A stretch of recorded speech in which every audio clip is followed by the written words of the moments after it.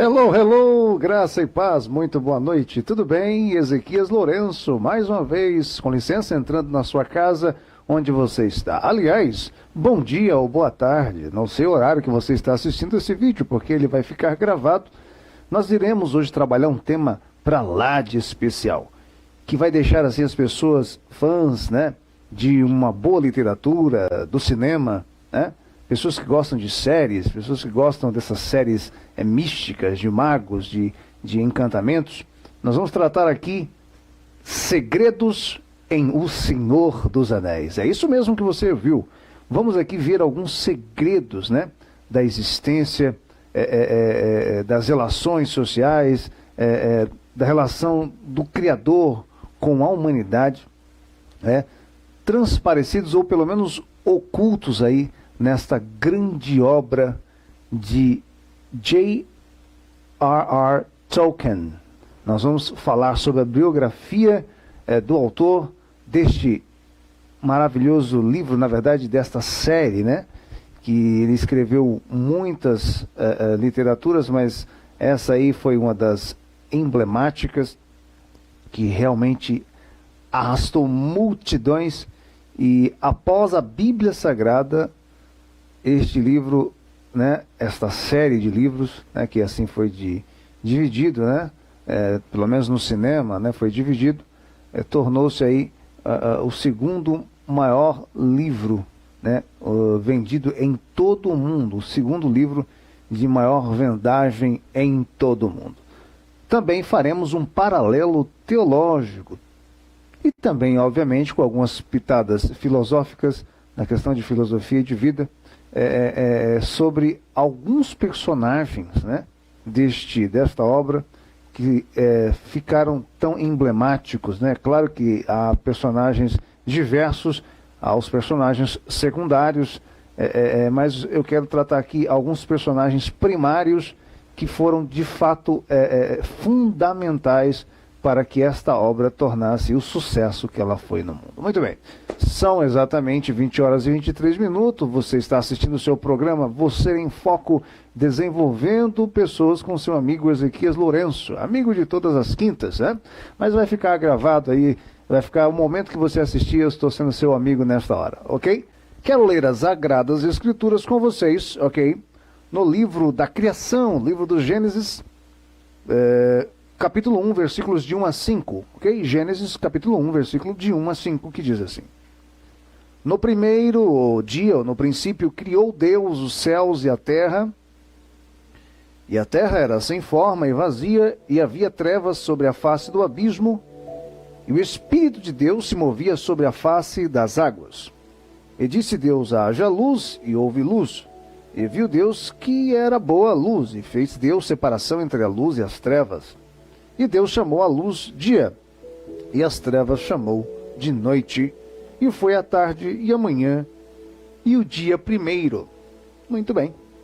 E segue o texto progredindo, né? O texto escrito, segundo os estudiosos, os teólogos, deixa eu colocar minha cadeira aqui mais para frente, para ficar mais perto de vocês, ok? Muito bem. Os estudiosos e os teólogos dizem que Moisés teria escrito este livro, né?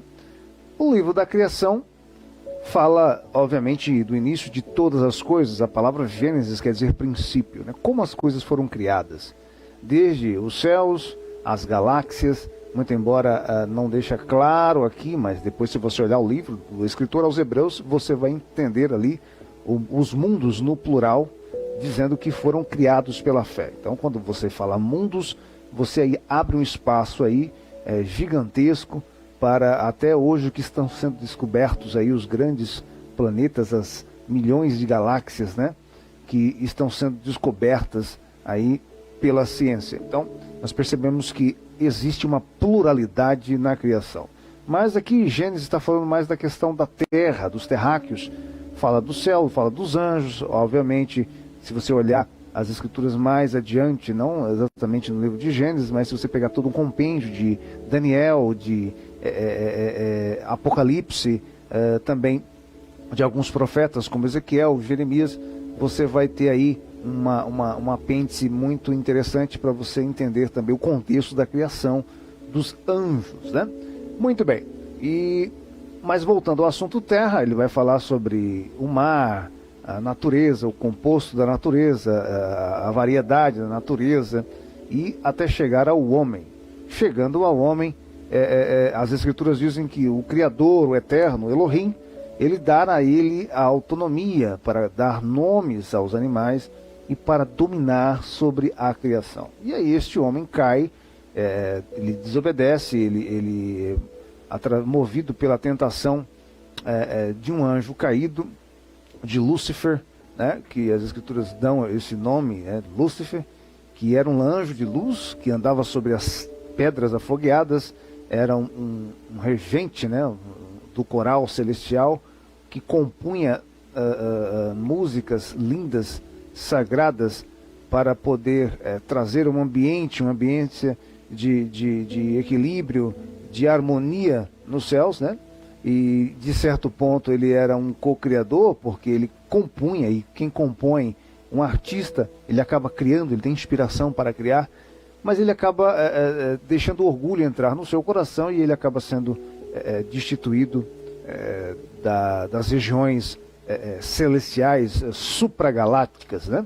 E aí ele passa a interferir na criação também e corrompendo a criação.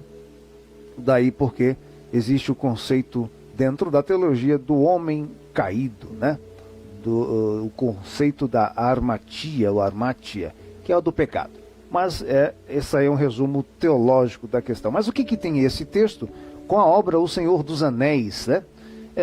Nós temos que entender paralelamente, panoramicamente, que o livro, né, a obra O Senhor dos Anéis, ela é uma obra de criação. Ela faz aí um paralelo com a criação do mundo, né?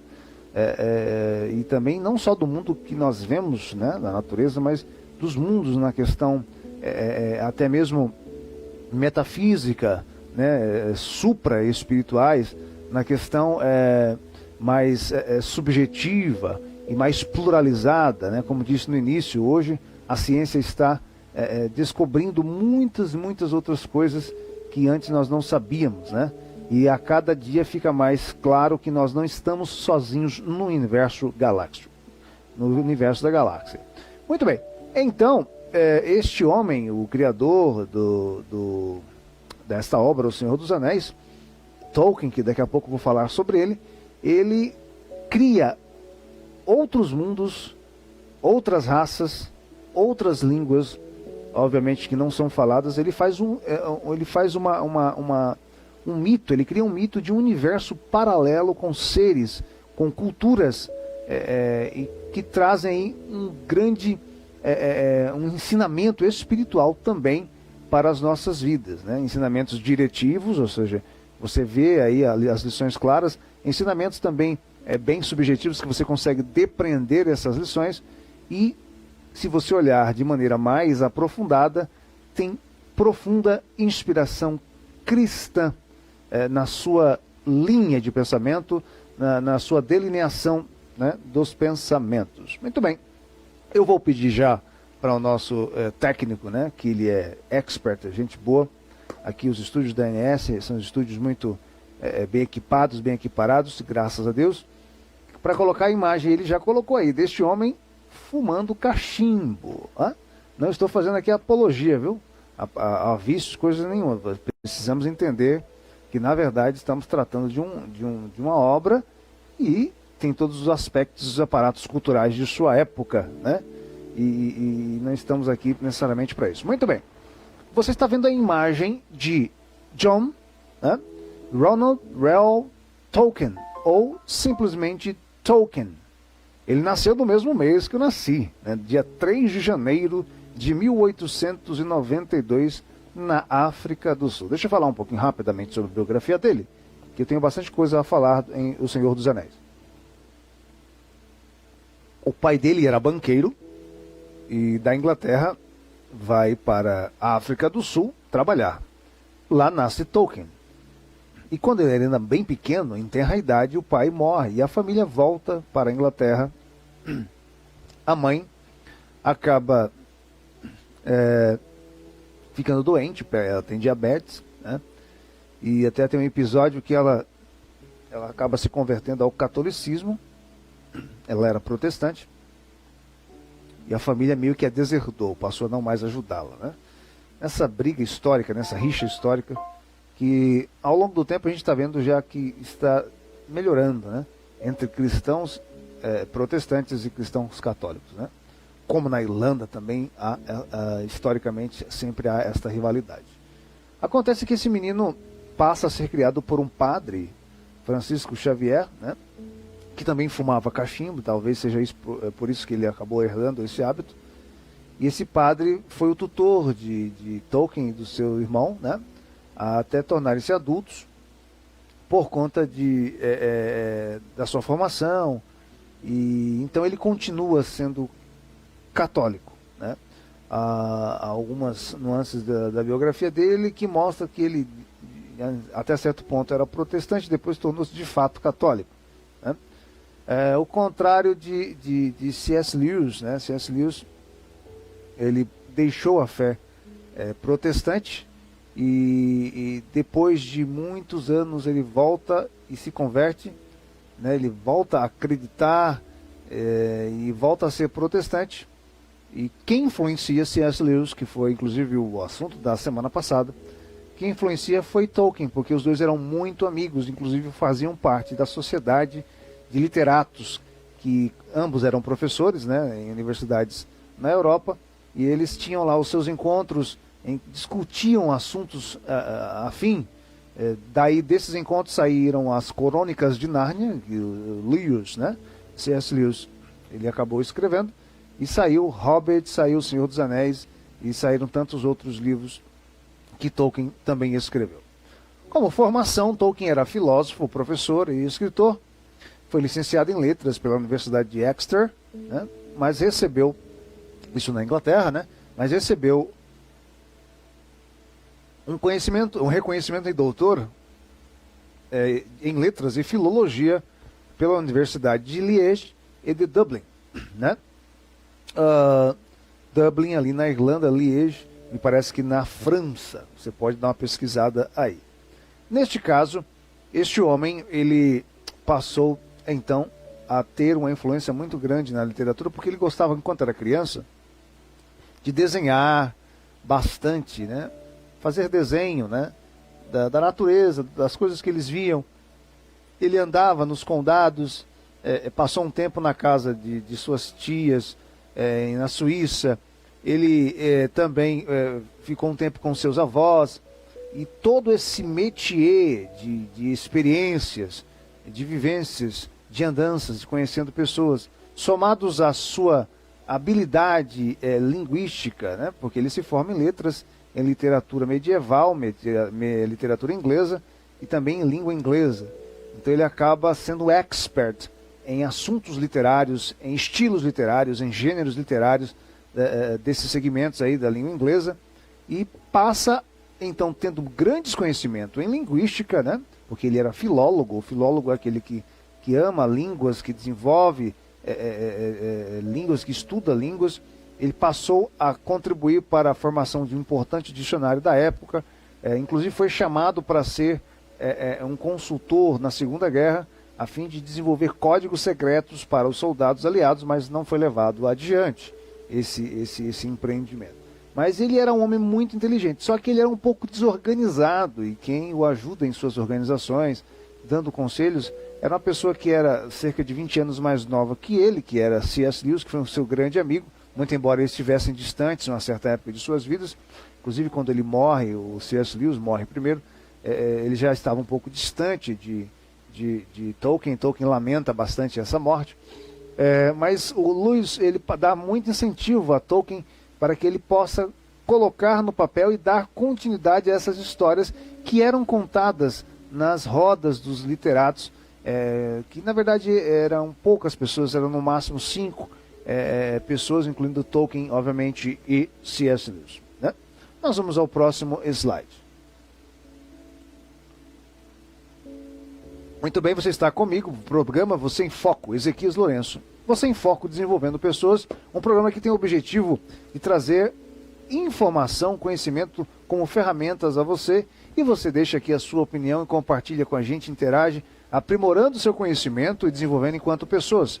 Aqui, a sua opinião tem valor. Quero aqui mandar um abraço para Marta Santos, para Elizabeth Pereira de Carvalho. Deus abençoe, minha irmã. Ela está falando que o hino aqui é muito bonito, o hino que a gente passou agora. A Marta Santos, aprendi a ganhar perdendo. Fazendo aqui um comentário também a música. Cleide Souza, César Mendonça, Líder Núñez. Ele não é brasileiro. Peço oração para mim. Sim, nós haremos oração para você, irmão. Deus te bendiga muito, sim?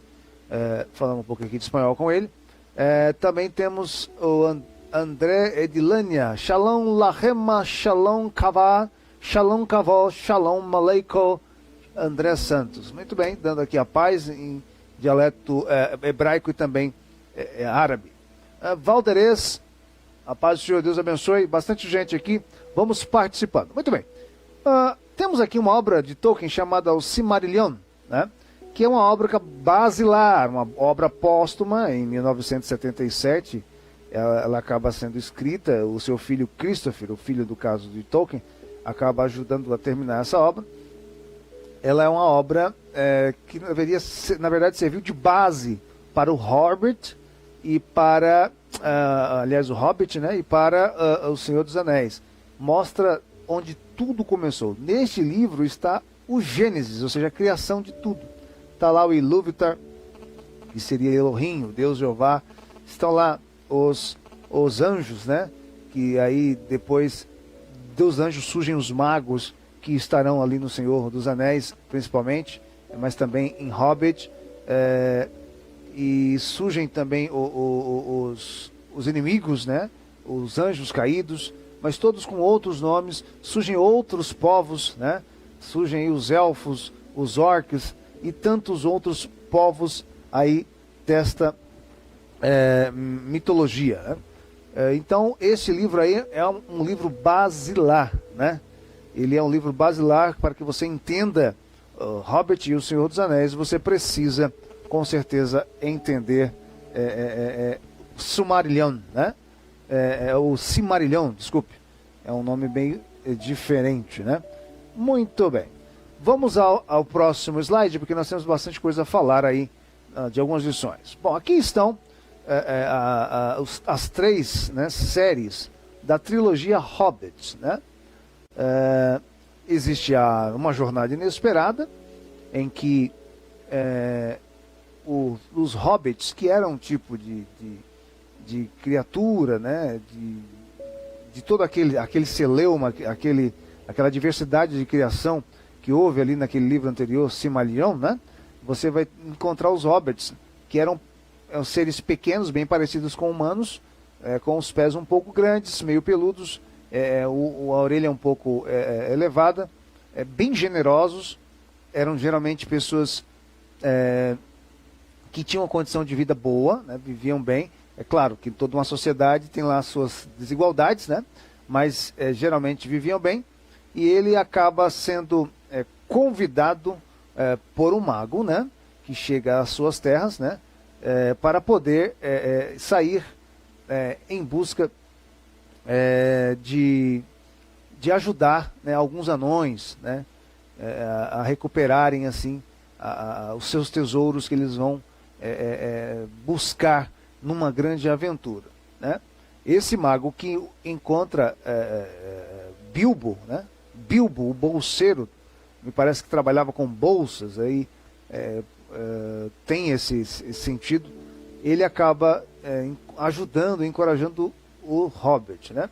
Depois você vai ter a Desolação de Smaug, que justamente vai falar da luta que ele teve com um dragão, né, na caverna, e ele usa os poderes do anel que ele encontra ainda na primeira série dessa trilogia, que é na Jornada Inesperada. Ele acaba encontrando um anel de Gollum, né? Na verdade, Gollum acha esse anel no fundo do mar. Esse anel era de Sauron.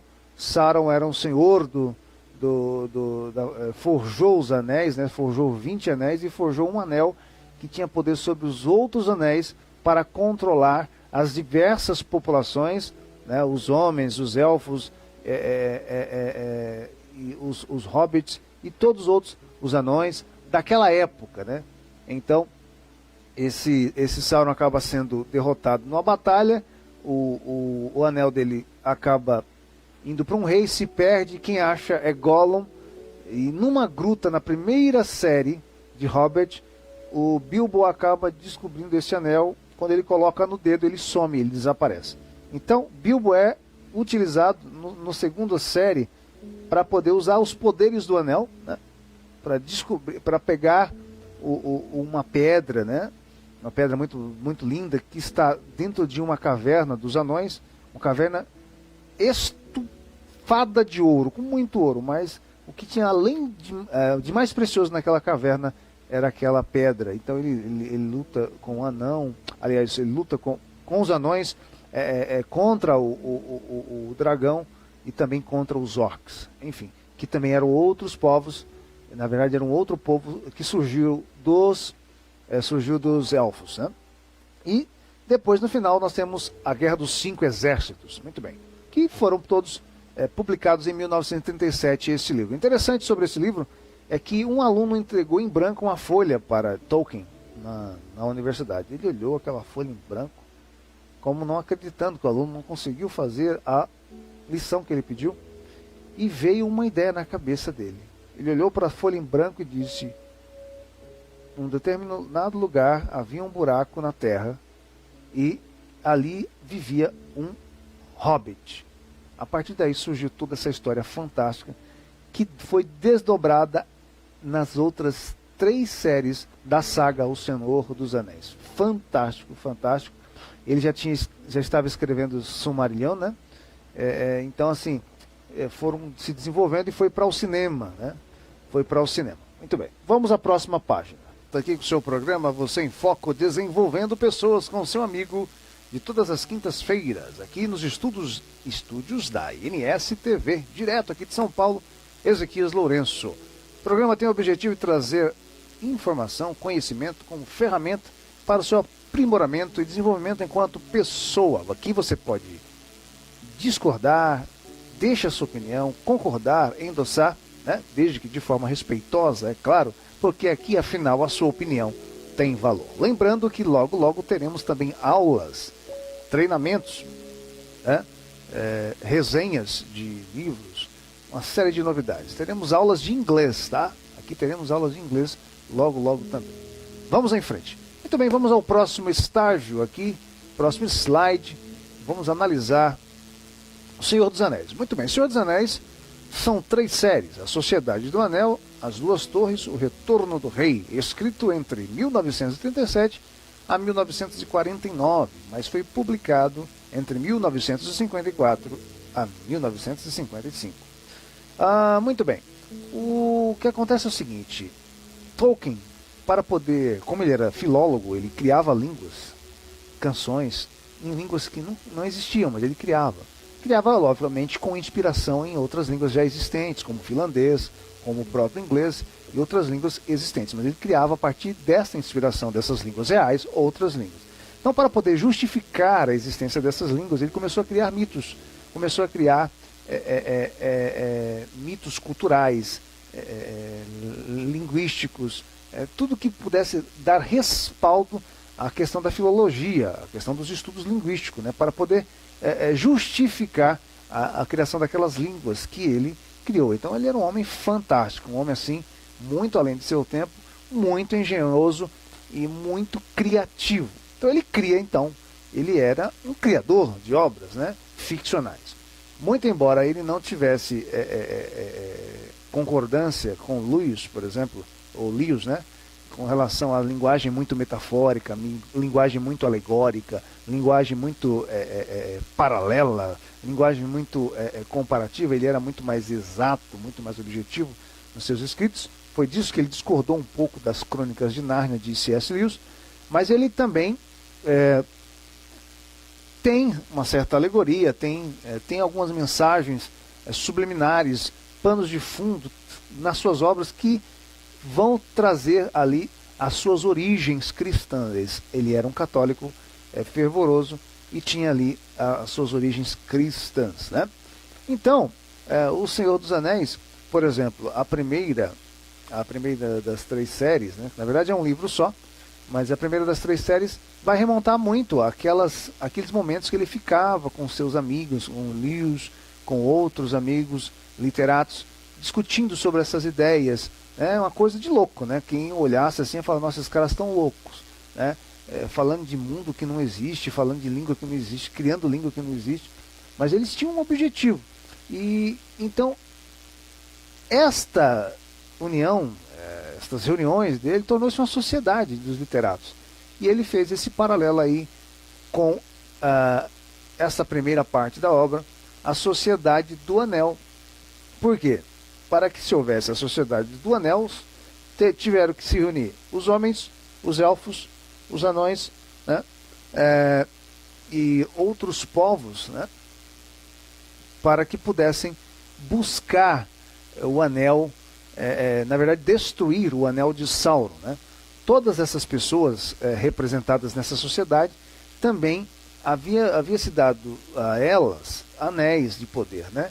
Porque Sauron havia desenvolvido esses anéis de poder, mas ele havia desenvolvido um anel que teria influência e domínio sobre todos os anéis, e esse anel dominava os corações dos homens e pervertia para que eles pudessem ser déspotas, para que eles pudessem ser dominadores a bel prazer, trazendo injustiça e se opondo ao Ilúvatar, né?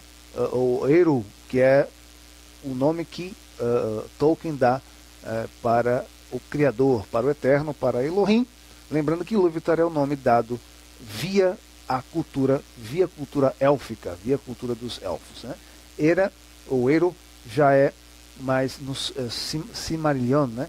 No primeiro livro lá, que é a base de toda a criação, que você vai encontrar. Muito bem, você vai encontrar depois as 2 torres, que é justamente as torres do mal, onde você vai encontrar Saruman, que é um mago que acaba se corrompendo, e ele acaba passando para o lado de Sauron e acaba convencendo os orcs, sobretudo, e os povos também daquela Terra-média a se contraporem aos humanos e aos elfos, aos anões, para que pudessem tomar o poder de fato da criação. E ele tomando o poder da criação, então Ilúvatar, no caso o iluminado, o Deus, né, o Criador, não teria mais poder sobre a criação.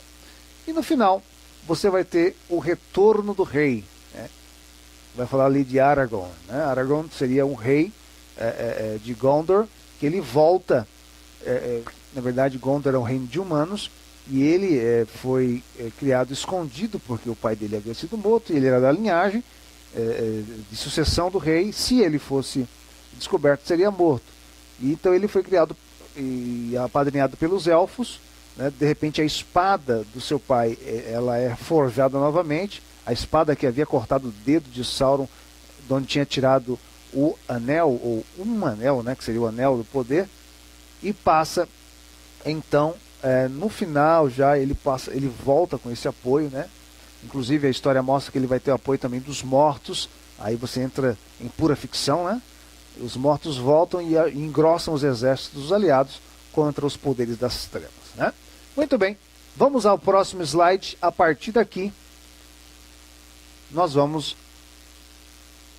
falar dos símbolos, e aí vamos ver alguns segredos em O Senhor dos Anéis. Primeiro, aí está o anel, também chamado de um anel.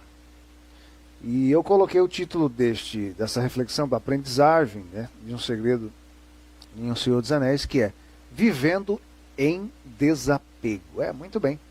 É isso mesmo que você ouviu. Você está vendo um anel, foi forjado por Sauron, que era um tipo de anjo caído, né? O Sauron representa Lúcifer, né?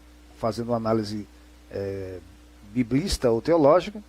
E ele acaba tendo orgulho de querer ser igual ao Criador, né? E acaba tentando persuadir os homens, os reinos, né? Forjando vários anéis para que os líderes desses reinos pudessem ter poderes, né?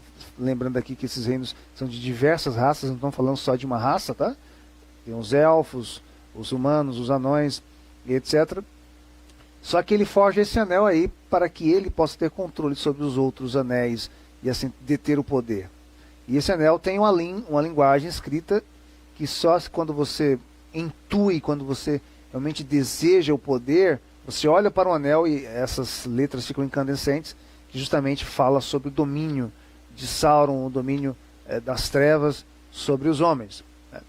Mas aqui eu coloquei esse título Vivendo em Desapego, por quê? Porque veja só,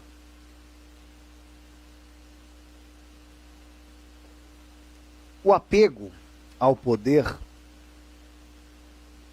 consumiu Sauron e o levou a uma guerra sanguinolenta, cruel, onde matou muitas pessoas, mas no final ele acaba sendo derrotado, porque sempre existe essa máxima na cultura ocidental cristã, no judaico-cristã, porque esta série O Senhor dos Anéis reflete a cultura ocidental judaico-cristã, em que um bem vence o mal. Então Sauron acaba sendo destruído. Então ele viveu durante toda a sua existência, tanto em vida quanto depois espiritualizada, que ele não vinha em corpo humano, ele vinha com o espírito, mas esse espírito estava coberto de armaduras. Por quê? Porque ele lutava, inclusive ele viajava em cima de um animal, né? Tipo uma águia. Aqui tem um nome técnico na obra, mas eu não me lembro agora. Você pode pesquisar. E ele acaba morrendo. Quem mata ele é uma mulher, né? Pelo menos, na verdade ele já está morto, mas quem o destrói, né? Na última série, né?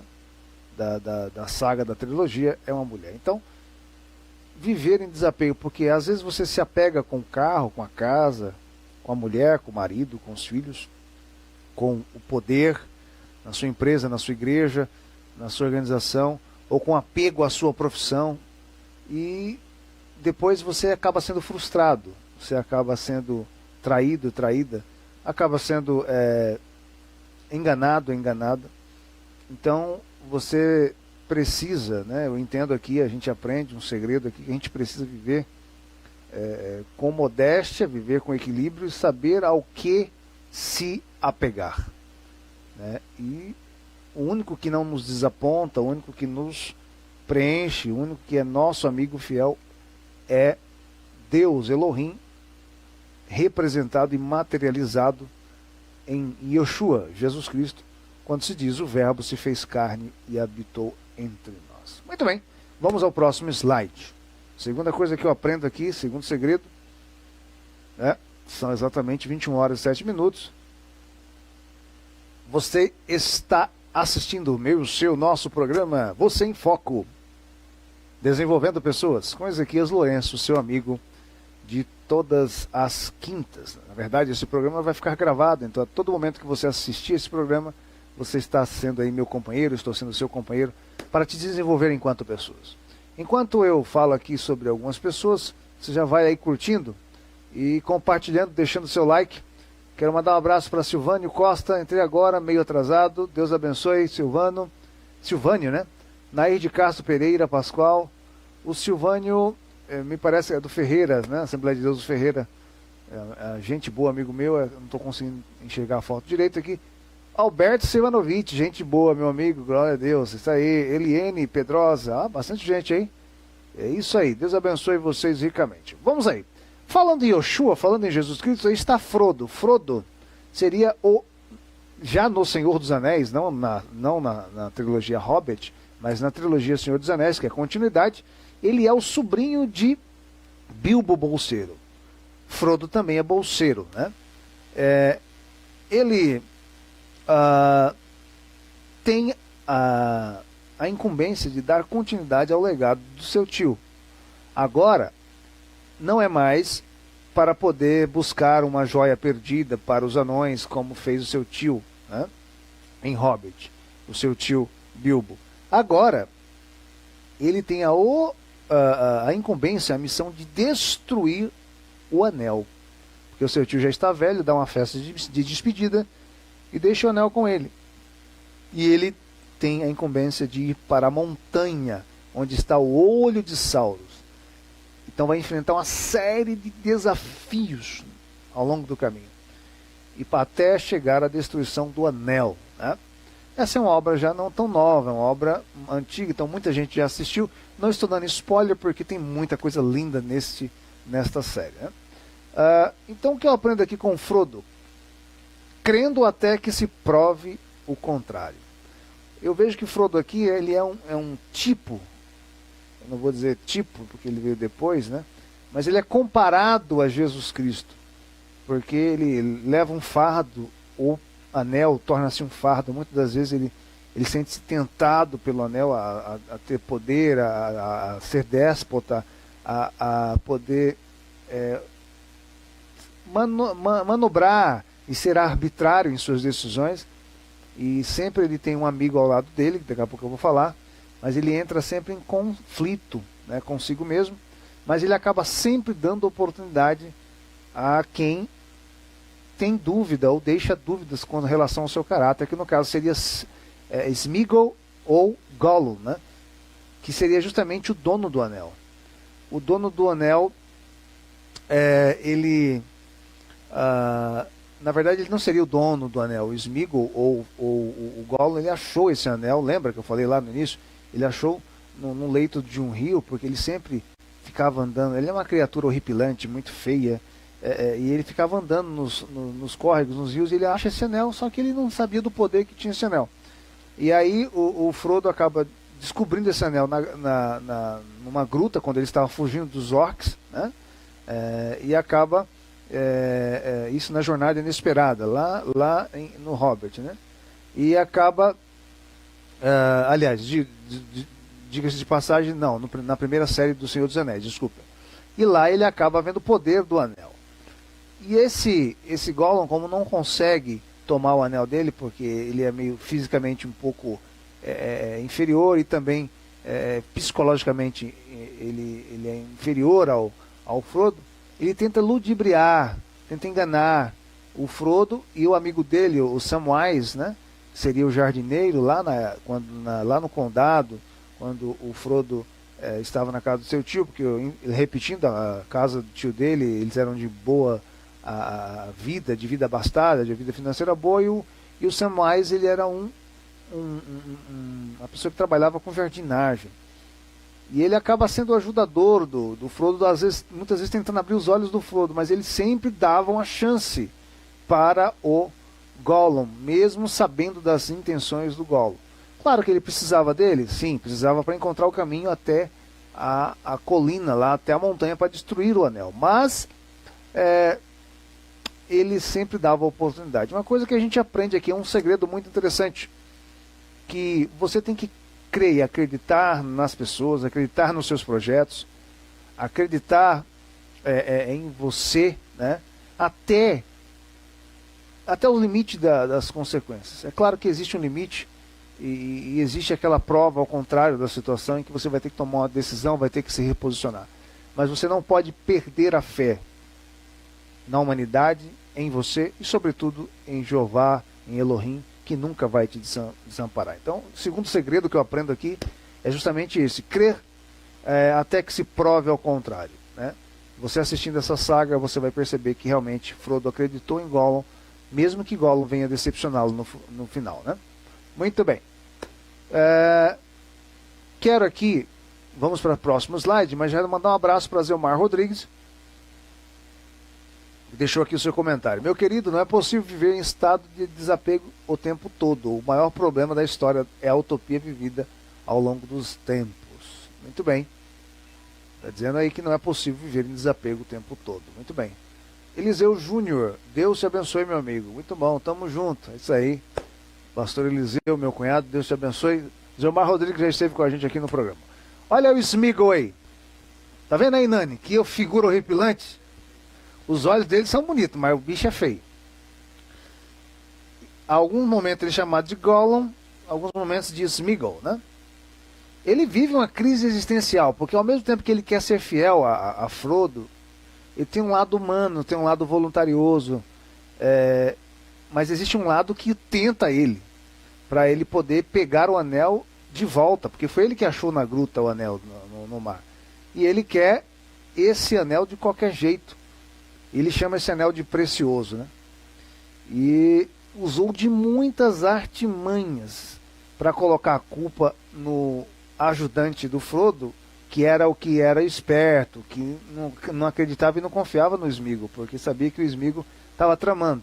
E tentava abrir os olhos de Frodo, mas Frodo sempre acreditando que o Sméagol mereceria uma nova chance, eles precisavam do Sméagol ou do Gollum. Então ele vivia uma crise existencial. E teve um momento no filme, na saga, né, numa das séries, que ele começa a brigar consigo mesmo, né?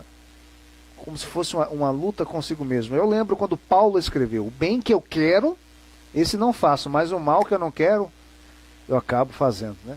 São as tentações. Aí eu lembro quando Tiago disse: olha, ninguém que é tentado diga de Deus sou tentado. Não, porque Deus não é tentado pelo mal, e porque ele não é tentado pelo mal, ele a ninguém tenta. O homem, quando é tentado pelos seus próprios prazeres, quando ele cede aos seus prazeres, e aí ele acaba se aprofundando mais no abismo do pecado, né, da armatia, né, no abismo existencial. Então aí passa a ter uma crise existencial, né?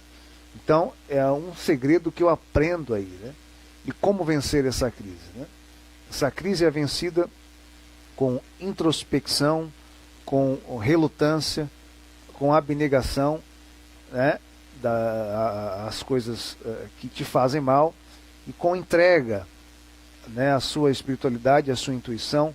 Obviamente no plano físico, quando você espalha a sua mente com a arte, com a boa leitura, com exercícios físicos, com amigos, né, que a companhia de amigos sempre foi muito importante, com certeza com a sua família amada que te dá o suporte e a quem você suporta também, né? Então são essas rápidas receitas aí que a gente aprende nas escrituras sagradas, né, e na vivência de vida, para que nós possamos vencer as crises existenciais. Vamos ao próximo slide, né? Nós temos aí quantos slides ainda, Nani? Vamos lá. Vamos ao Gandalf, o cinzento. Esse homem aí, ele que vai lá no início, lá em Hobbit, se encontrar com Bilbo, o tio de Frodo, né, para poder levá-lo, né, a buscar, ajudar os anões a buscar a pedra preciosa, a joia perdida dos anões, né, que garantiriam o reino deles, a coesão, a coalizão do reino deles.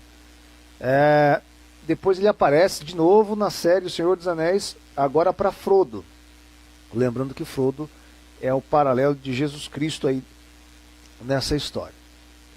E eu diria que Gandalf seria ali um paralelo de João Batista, né, até certo ponto. Mas ali, um segredo que eu aprendo aqui com Gandalf, que ele está sempre tirando o melhor do pior, né? Todo momento que está precisando de ajuda nas guerras, nas batalhas, surge Gandalf. Gandalf é um mago, na verdade ele seria um dos anjos, né? No caso, fazendo um paralelo aí com as escrituras sagradas, que ajuda o Criador, né, o Lúvatar, contra Sauros, contra o anjo caído, né? O anjo caído, que se tornou muito poderoso.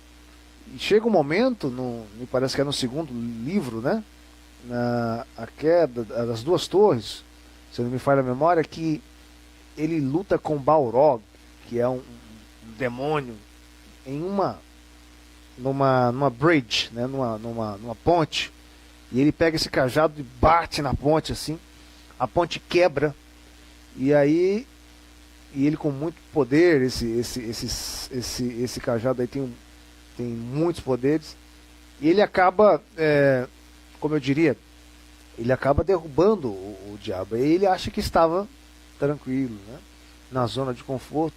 Aí ele vira as costas e vai saindo. Mas o Balrog, ele tinha um tipo de fio de fogo, não sei necessariamente se era a sua cauda, parte da sua cauda, que quando Gandalf dá as costas, ele pega Gandalf, amarra, e Gandalf acaba caindo com ele.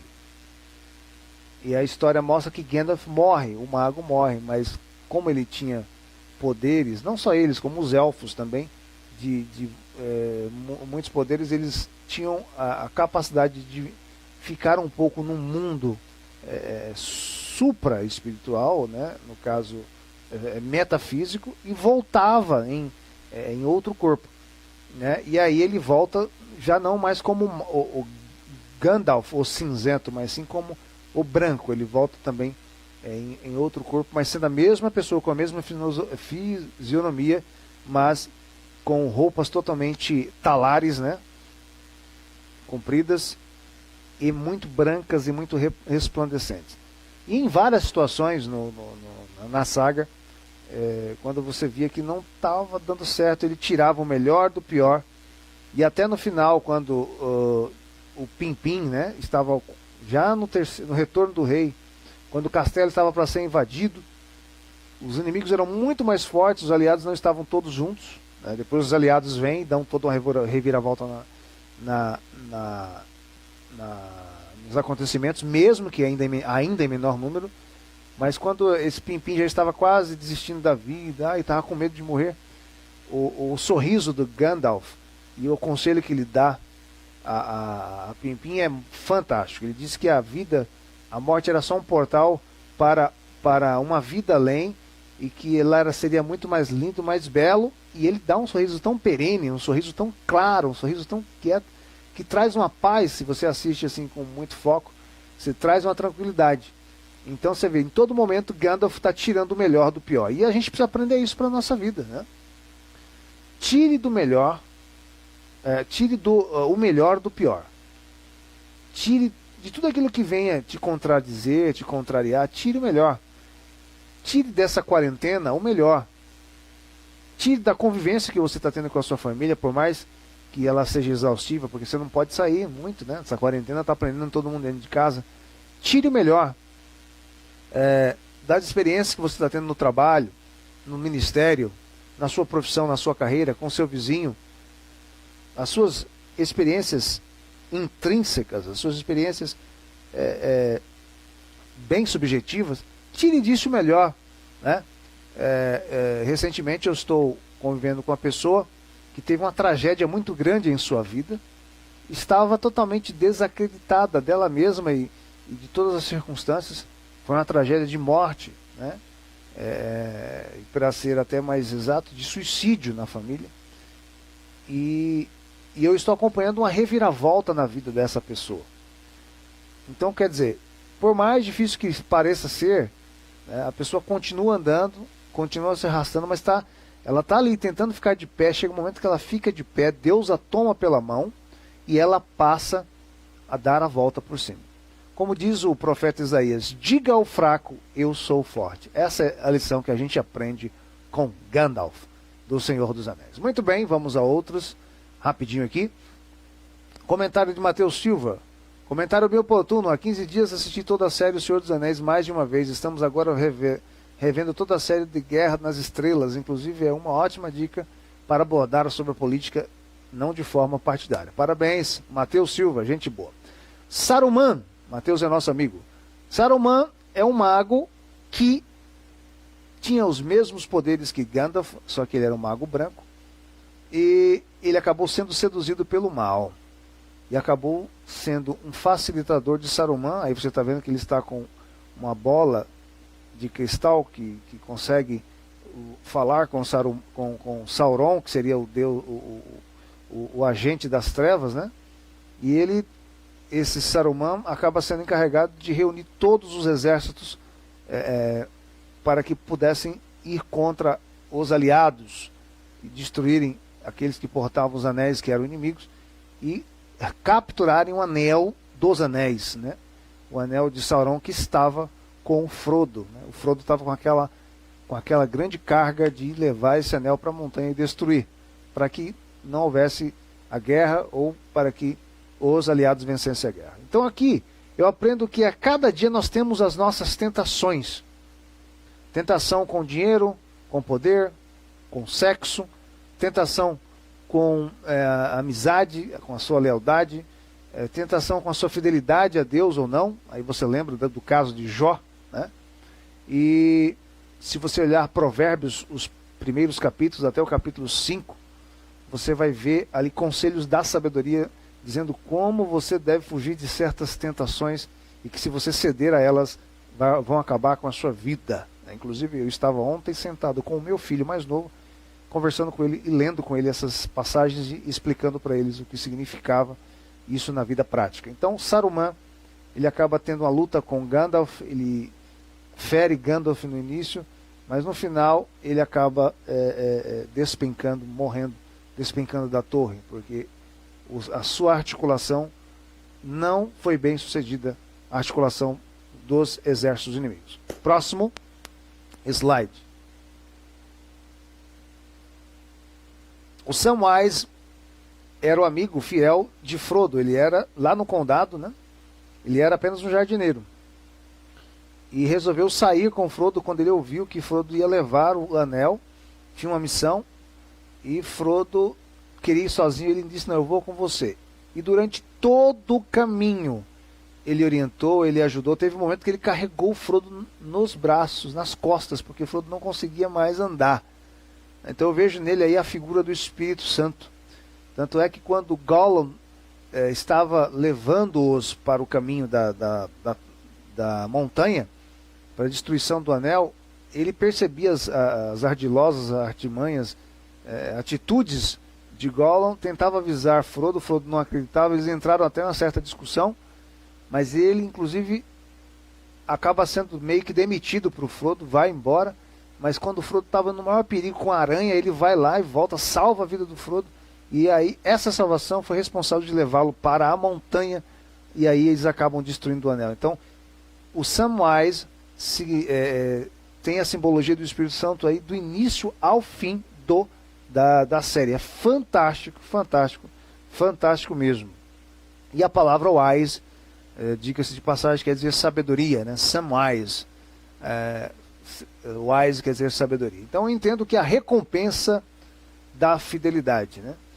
Se você é fiel, você tem a recompensa, porque no final, né, é claro que não vou dar spoilers assim, que você talvez não assistiu, mas a própria filha de Samwise acaba tendo aí uma herança muito boa, né, por conta da fidelidade do seu pai a Frodo. Então toda a fidelidade é seguida de uma recompensa. Muito bem, próximo slide. Estou falando rápido, gente, que é muita coisa. Terminou, o último slide, graças a Deus. O olho de Sauron. Então, Sauron tinha um olho, e esse olho olhava toda a Terra-média, né? E ele estava em busca do anel que ele havia perdido, né? Na verdade é o espírito, né? Sauron é o espírito, estava ali olhando, e ele estava, na verdade, andando também na figura de um cavaleiro, mas você não conseguia ver o seu rosto, né? Bem semelhante à mula sem cabeça, né? E você tem a ideia básica do triunfo do bem sobre o mal, né? Como eu disse, não há mal que dure para sempre. Então, acredite nisso. Não importa o que você esteja passando, não há mal que dure para sempre. Tá bom, gente? Nosso programa chega ao fim. Estou muito feliz por vocês. Mais uma vez, na última programação, nós tivemos uma audiência fenomenológica, fantástica. Estamos só crescendo. Temos aí algumas novidades para vocês, logo, logo nós vamos trazer, ok? Com aulas de inglês, inclusive, e vamos em frente, né? Vamos avançar. Logo, logo vocês vão ver alguns vídeos nas redes sociais aí, falando sobre essas novidades. Baixe sua cabeça. Antes de baixar, responda algumas perguntas. O que você acha? A Bíblia ela é só literal ou ela também é alegórica? Fica aí com essa pergunta. Tenta responder, tá bom? Leia as Sagradas Escrituras, um livro que nos traz inspiração. Assista e leia bons livros também. Deus abençoe.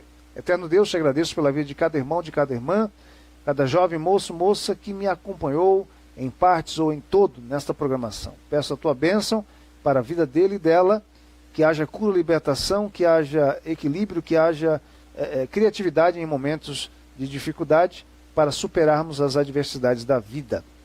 Em nome de Jesus, dai-nos um bom dia, uma boa noite, uma boa tarde, a depender de quem está assistindo e qual horário que estão assistindo este vídeo.